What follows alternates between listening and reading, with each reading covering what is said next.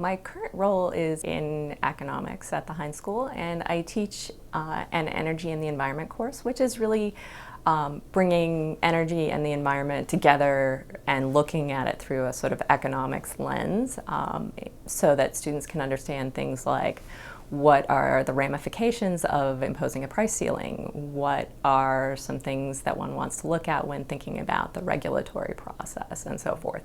So I'm currently working on two projects. One is looking at pollution and sort of the evolution of pollution in the US during the mid-20th century when pollution was very severe,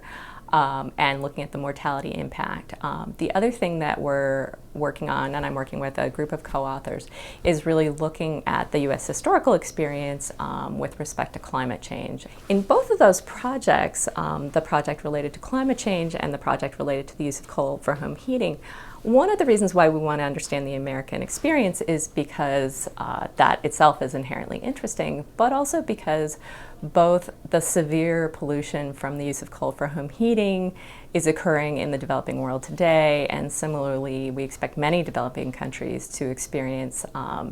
big increases in temperature related to climate change. And so understanding how it was that the US was able to sort of moderate the relationship between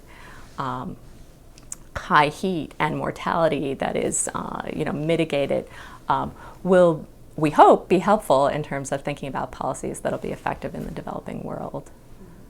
I think that our work is primarily of interest both sort of to the general population who's interested in understanding the sort of evolution of energy and the environment in the US context. So just from a background perspective, but also some of the things that are happening or might be relevant for developing countries. And that's, I think, where government policymakers are also interested, people potentially at the World Bank or